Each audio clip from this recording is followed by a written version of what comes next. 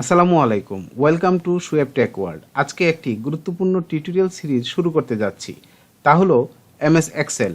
এই অ্যাপ্লিকেশনটি আমাদের দৈনন্দিন জীবনে খুবই গুরুত্বপূর্ণ। আমাদের যে কোনো হিসাব নিকাশ, ছোট কিংবা বড়, সকল ধরনের হিসাব খুব সহজেই আমরা মাইক্রোসফট এক্সেলে করতে পারি। এই সিরিজে সকল গুরুত্বপূর্ণ ফর্মুলা ও টিপস অ্যান্ড ট্রিক্স নিয়ে আলোচনা করব। সবগুলো ভিডিও ভালো করে দেখলে ও প্র্যাকটিস করলে আপনি হয়ে যাবেন এক্সেল এক্সপার্ট, এবং চাকরি ক্ষেত্রে বা ব্যবসায় কিংবা শিক্ষাক্ষেত্রে আপনি অনেক উপকৃত হবেন আশা করি। এবার আসা যাক মূল পর্বে। আমি ধরে নিলাম এমএস এক্সেল অ্যাপ্লিকেশন সম্পর্কে আপনি একেবারে নতুন। আমি সেভাবেই শুরু করছি। মাইক্রোসফট এক্সেল হলো মাইক্রোসফট অফিস প্রোগ্রামের একটি অ্যাপ্লিকেশন। এই অ্যাপ্লিকেশনটি বা এই সফটওয়্যারটি আপনি যে কোনো কম্পিউটারের দোকানে কিংবা অনলাইনে পেয়ে যাবেন। আমার ডিভাইসে এমএস এক্সেল 2019 ভার্সন ইনস্টল করা আছে। এখন আমি মাইক্রোসফট এক্সেল অ্যাপ্লিকেশনটি ওপেন করব। প্রথমে ডেস্কটপের নিচে যে সার্চ অপশনটা আছে, এই অপশনে একটি ক্লিক করব। ক্লিক করার পরে EXCEL চাপলেই আমি এক্সেলের আইকনটি পেয়ে যাব। তো এক্সেল আইকনের উপরে মাউসটি রেখে একটি ক্লিক করলে আমার মাইক্রোসফট এক্সেলটি ওপেন হয়ে যাবে। তো এখানে আমরা দেখতে পাচ্ছি ব্ল্যাঙ্ক ওয়ার্কবুক নামে একটি অপশন আছে। এই অপশনে ক্লিক করতে হবে, তাহলে আমার মাইক্রোসফট এক্সেলের ওয়ার্কবুকটি ওপেন হয়ে যাবে বা একটি ব্ল্যাঙ্ক ওয়ার্কবুক ওপেন হয়ে যাবে। তো আমরা একটি ক্লিক করলাম। ক্লিক করার পর নতুন একটি ইন্টারফেস আসবে। এখন এই ইন্টারফেস সম্পর্কে আমরা জানবো। এটি আমাদের মূল ওয়ার্কশিট, এখানে আমরা কাজ করব। তো আমরা প্রথমে ইন্টারফেস সম্পর্কে জানি। সবার উপরে বুক 1 এক্সেল লেখাটা রয়েছে, এটাকে বলা হয় টাইটেল বার। আমাদের ফাইলের নাম এখানে শো করে। আমরা যেই নামে ফাইল সেভ করব সেই নাম এখানে শো করবে, এবং এই টপ বারে ডান পাশে যে অপশনটা রয়েছে এগুলাকে বলা হয় ক্যাপশন বার। এখানে ক্লোজ আইকন রয়েছে, এখানে রিস্টোর আইকন রয়েছে, এখানে মিনিমাইজ আইকন রয়েছে, এখানে রয়েছে ribbon hide and unhide icon. এগুলোতে ক্লিক করলে, ক্লোজ অপশনে ক্লিক করলে আপনার অ্যাপ্লিকেশনটি ক্লোজ হয়ে যাবে। এই রিস্টোরে ক্লিক করলে আপনার রিস্টোর মানে ছোট হবে, আবার ম্যাক্সিমাইজ হবে। যেমন আমি ক্লিক করছি, এটা একটু ছোট হয়েছে বা একটু রিসাইজ হয়েছে। এখন আমি যদি ম্যাক্সিমাইজে ক্লিক করি তাহলে আমার পুরো পেজ নিয়ে এটি ম্যাক্সিমাইজ হয়েছে।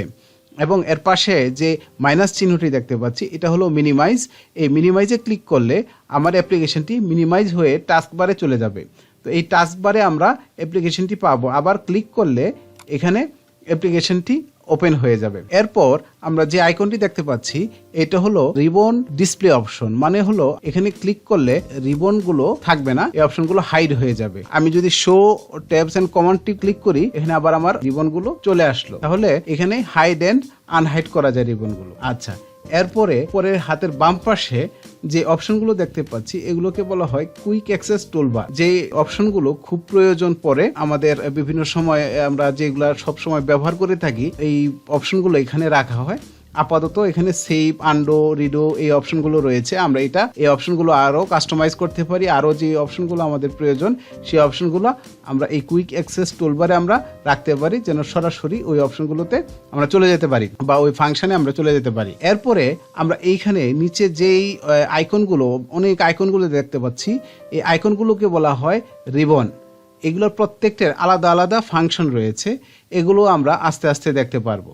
আচ্ছা, এই যে রিবনের উপরের যে মেনুর বারের মতন দেখা যাচ্ছে, এই অপশনগুলোকে বলা হয় রিবন ট্যাব। আমরা রিবন ট্যাব চেঞ্জ করলে আমাদের কিন্তু এখানে রিবনগুলো চেঞ্জ হচ্ছে, মানে অপশনগুলো চেঞ্জ হচ্ছে। প্রত্যেকটা রিবন ট্যাবে আলাদা আলাদা অপশন রয়েছে, আমরা দেখতে পাচ্ছি। এগুলো আলাদা আলাদা ফাংশন রয়েছে, এগুলো পরবর্তীতে আমরা আস্তে আস্তে সব দেখবো। হোম ট্যাবে রেখে আমরা কাজ করব। এখন যদি আমরা নিচের দিকে আসি, দেখবো এখানে এফএক্স এর পাশেই একটি ব্ল্যাঙ্ক জায়গা রয়েছে। এটিকে বলা হয় ফর্মুলা বার। এখানে ফর্মুলা লেখা হয়, এবং এই ফর্মুলা বারের হাতের বাম পাশে রয়েছে নেম বক্স। এই নেম বক্সে সেল লোকেশন লোকেট হয়, এবং আরো কাজ রয়েছে, আমরা পরবর্তীতে সেটা জানবো। আচ্ছা, তারপর আমরা যে ছোট ঘর যে জায়গাগুলো দেখছি, এগুলোতেই আমাদের মূলত কাজ করতে হবে। এগুলোকে বলা হয় সেল, প্রত্যেকটিকে সেল বলা হয়। এখন এই সেলের উপরে আমরা ABCD যে জায়গাগুলো দেখতে পাচ্ছি, এগুলোকে বলা হয় এক একটি কলাম, এবং 1 2 3 4 এগুলো হলো এক একটি রো।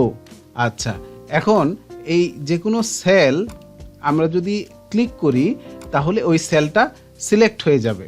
আমরা যদি ক্লিক করে একটু ডান পাশে নিয়ে যাই মাউসটা, তাহলে আমার 3টা সেল সিলেক্ট হয়ে গেল।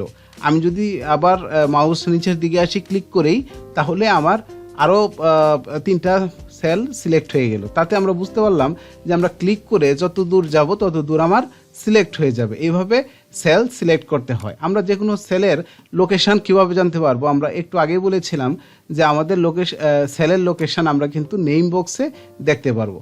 আমরা যদি একটা সেলে ক্লিক করলাম, ক্লিক করে দেখি এখানে লেখা C5, মানে হলো আমার রো হলো 5 এবং কলাম হলো C, তাহলে C5 হলো আমার এই সেলের লোকেশন। আমরা এখানে যদি নেম বক্সের কিবোর্ড থেকে K5 চাপি, তাহলে পরে K5 চেপে এন্টারে ক্লিক করি, এন্টারে চাপ দেওয়ার পরে দেখবো যে আমার এই K5 যে সেলটা ওখানে চলে গেছে। তার মানে আমরা নেম বক্স থেকে আমরা বিভিন্ন সেলে যেতে পারবো এবং সেলের লোকেশন পাবো। আচ্ছা, এখন আমরা নিচের দিকে আসি। এই যে নিচে দেখতে পাচ্ছি ready, accessibility, good to go, এটুকুকে বলা হয় স্ট্যাটাস বার। এখানে আমাদের এই সেলের বিভিন্ন ইনফরমেশন এই স্ট্যাটাস বারে শো করে। এখন স্ট্যাটাস বারের হাতের ডান পাশে যে অপশনটুকু দেখতে পাচ্ছি, এটা হলো জুম ইন এবং জুম আউট করার অপশন। আপনারা দেখতে পাচ্ছেন জুম ইন এবং জুম আউট করার অপশন। আমরা মাইনাসে ক্লিক করলে জুম আউট হবে আর প্লাসে ক্লিক করলে জুম ইন হবে। তারপর ডান পাশে যে স্ক্রোল বার দেখতে পাচ্ছি, আমাদের এই স্ক্রোল বার দিয়ে উপরে নিচে এখানে মাউস ক্লিক করে নিচের দিকে গেলে নিচে যাবে, উপরে দিকে গেলে উপরে যাবে। আচ্ছা, এখানে কিন্তু 2টা স্ক্রোল বার আছে, একটি ভার্টিক্যাল স্ক্রোল বার আর একটি হলো হরিজন্টাল স্ক্রোল বার। এটা কিন্তু আমরা দেখতে পাচ্ছি এখানে। আচ্ছা, এখন জায়গাটুকু দেখতে পাচ্ছি এটা হলো লেআউটের। আমরা বিভিন্ন লেআউট, এখানে যদি আমি ক্লিক করি তাহলে আমার এক ধরনের লেআউট শো করবে আমার ওয়ার্কশিটের, এখানে ক্লিক করলে আমার আরেক ধরনের লেআউট শো করবে। আচ্ছা, এখন এখানে আমরা শীট 1 দেখতে পাচ্ছি, এটা হলো আমার একটি ওয়ার্কশিট। আমরা যেমন খাতার মধ্যে যেমন পেজ ব্যবহার করি, ঠিক একই শীট 1 এটা হলো আমার একটা পেজ, মানে এটা হলো আমার একটা শীট।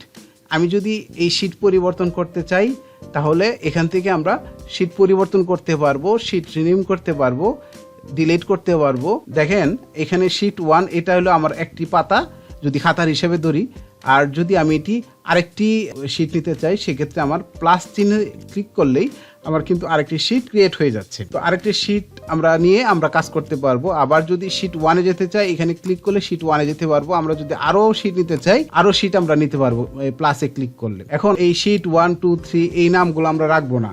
আমরা লেকচার 1, লেকচার 2, লেকচার 3 এভাবে যদি যাই বা ক্লাস 1, ক্লাস 2, ক্লাস 3 এভাবে যদি যাই তাও আমরা কিন্তু রিনেম করতে পারবো। আমরা শীট 1-এ ক্লিক করে রিনেমে ক্লিক করব। ক্লিক করার পরে কিবোর্ড থেকে লিখবো ক্লাস 1, তাহলে শীট 1-কে আমরা চেঞ্জ করলাম ক্লাস 1-এ। আবার শীট 3-কে চেঞ্জ করলাম ক্লাস 2-তে, তারপর শীট এটাকে চেঞ্জ করলাম ক্লাস 3-তে। তাহলে আমার এখানে কিন্তু 3টা শীট হয়ে গেল এবং 3টা নাম আমি রিনেম করলাম, 3টারই নাম রিনেম করলাম। এখন আমার এতগুলো শীট প্রয়োজন নেই। আমি যদি ডিলিট করতে চাই সেক্ষেত্রে সেই অপশন রয়েছে। যেমন আমি যদি ক্লাস 3 ডিলিট করতে চাই তাহলে ক্লাস 3-র উপরে মাউস রেখে রাইট বাটনে ক্লিক করব, তারপর ডিলিটে ক্লিক করব, তারপর আমার এই শীট 3 বা ক্লাস 3টা বা এই ওয়ার্কশিটটা ডিলিট হয়ে যাবে। আবার যদি ক্লাস 2 ডিলিট করতে চাই ক্লাস 2ও ডিলিট হয়ে যাবে। আচ্ছা, এখন আমরা আরেকটি বিষয় দেখব যে আমরা যদি আমাদের সেলে কোনো কিছু লিখি, যেমন কোনো নাম্বার যদি আমরা লিখি, আমি 2 লিখলাম, 3 লিখলাম, তারপর 4 এগুলো লিখলাম। লেখার পর 3টি নাম্বার আমরা লিখলাম। 3টি নাম্বার যদি আমরা সিলেক্ট করি আমরা কিন্তু স্ট্যাটাস বারে একটু আগে বলেছিলাম এগুলা স্ট্যাটাস দেখায়। যেমন আমরা কিন্তু এখানে অ্যাভারেজ দেখতে পাচ্ছি 3, এখানে কাউন্ট 3, মানে 3টা নাম্বার এখানে রয়েছে, এখানে কাউন্ট দিয়ে শো করা হয়, আর সাম 9, এই 3টার যোগফল 9 এটা দেখাচ্ছে। তাহলে এই স্ট্যাটাস বারে কিন্তু আমরা এগুলা অটোমেটিক্যালি এগুলা পেয়ে যাচ্ছি। এই এক্সেলের অনেক সুবিধা রয়েছে, এটাও একটা অন্যতম সুবিধা যা কিনা আমরা কোনো ফর্মুলা ইউজ না করেই এই অনেক অপশনগুলো আমরা পেয়ে যাচ্ছি। আচ্ছা, এটা আমি ডিলিট করে দিই। এখন আমি এখানে যদি এই একটা সেলে ক্লিক করে আমি একটি নাম লিখলাম, এই নামটি আমি লিখলাম, লেখার পর এটি সেভ করব। ফাইলে গিয়ে সেভে ক্লিক করব, তারপর আমি লোকেশন দেখিয়ে দেব আমি কোথায় সেভ করব। আমি ব্রাউজে গিয়ে দেখতে পারি অথবা ডেস্কটপে গিয়েও আমি করতে পারতাম। ব্রাউজে গিয়ে ডেস্কটপে সিলেক্ট করলাম, সিলেক্ট করে আমার নামটা চেঞ্জ করলাম, নাম চেঞ্জ করে আমি লিখলাম ক্লাস 1। ক্লাস 1 লেখার পর আমি সেভে ক্লিক করব, করার পর আমার ফাইলটি সেভ হয়ে গিয়েছে। এখন দেখেন এই যে ক্লাস 1, এই যে আমি একটু আগে বলেছিলাম যে টাইটেল বারে আমার ফাইল নেম যেটা সেটা কিন্তু আসবে। আমার ফাইল নেম ক্লাস 1 দিয়েছি, এই জন্য টাইটেল বারে কিন্তু ক্লাস 1 শো করছে। আমরা যদি এখন ফাইলটা ক্লোজ করি, ক্লোজ করে দেখব যে ডেস্কটপে আমি সেভ করেছিলাম ক্লাস 1 নামে ফাইলটা সেভ করেছিলাম, এই ফাইলটা আমি দেখতে পারবো। এখন এই ফাইলটা ডাবল ক্লিক করলে আবার ওপেন হয়ে যাবে। তাহলে আমরা এখানে কিন্তু দেখলাম যে ফাইল কিভাবে সেভ করতে হয় এবং কিভাবে ওপেন করতে হয়। ফাইল সেভ করার একটি শর্টকাট পদ্ধতি রয়েছে, সেটা হলো কিবোর্ডের মাধ্যমে Ctrl+S কিবোর্ডের এই দুটি বাটন চাপ দিলে আমার ফাইলটি সেভ হয়ে যাবে। আমি যদি কোনো ফাইল ওপেন করতে চাই তাহলে আমি Ctrl+O এতে চাপ দিলে আমার ওপেন ডায়লগ চলে আসবে এবং এখানে ব্রাউজে চাপ দিয়ে আমি যে ফাইলটা ওপেন করতে চাই সেই ফাইলটা আমি লোকেট করিয়ে দিব বা দেখিয়ে দিব। আমি যেমন ক্লাস 1 এটা সেভ করেছিলাম, এটা সিলেক্ট করে ওপেনে চাপ দিলে আমার ফাইলটা ওপেন হয়ে যাবে। এইভাবে ফাইল সেভ এবং ওপেন শর্টকাট কি ব্যবহার করে করা যায়।